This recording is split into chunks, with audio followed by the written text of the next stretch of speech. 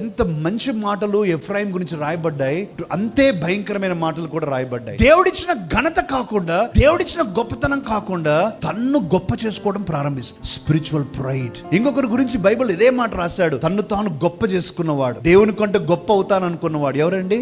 Lucifer. సభాపర్వతం మీదకి నేను ఎక్కిపోదును, నేను గొప్పగా చేసుకుంటాను. ఎఫ్రాయిము, ఎఫ్రాయిము, ఎక్కడి నుంచి వచ్చిందయ్యా ఈ స్వభావం నీకు?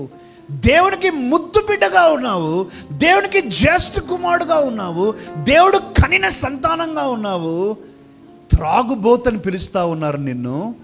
ఇప్పుడు గొప్ప చేసుకోవటం ప్రారంభిస్తున్నాడు. రాజుల గ్రంథం మీకు చదివిన అనుభవం మీకుంటే ప్రియులరా, కొంతమంది గురించి రాస్తాడు. ఏమని రాస్తాడంటే, వారు దేవుని చేత వర్ధిల్లిన తరువాత, దేవుడు వారికి నెమ్మది కలుగజేసిన తరువాత, దేవుడు వారిని స్థిరపరిచిన తరువాత మనస్సున చెడిపోయిరి, దేవునికి వ్యతిరేకముగా తిరిగిరి, విగ్రహారాధన చేపట్టిరి. ప్రియ సహోదరుడా, సహోదరి, నీ జీవితంలో కూడా ఇదే స్థితి ఉందా?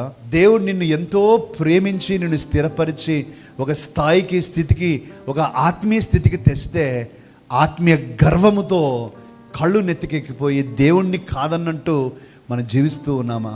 ఎఫ్రాయిం చేస్తున్నాడు.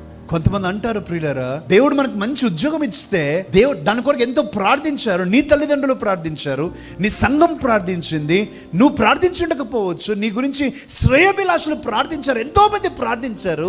కానీ కొంతమంది అంటారు, నా టాలెంట్తో నేను తెచ్చుకున్నానండి నా ఉద్యోగం, ఎవరు నాకు హెల్ప్ చేయలేదు, నా టాలెంట్తో నాకు మార్క్స్ వచ్చాయండి, నా టాలెంట్తో నాకు గుర్తింపు వచ్చిందండి, నా తెలివితో నేను స్థిరపడ్డానండి, నా అనుభవంతో నేను ఈ విధంగా గొప్పవాడిని అయ్యానండి. అయ్యా ఎఫ్రాయిము, జాగ్రత్త.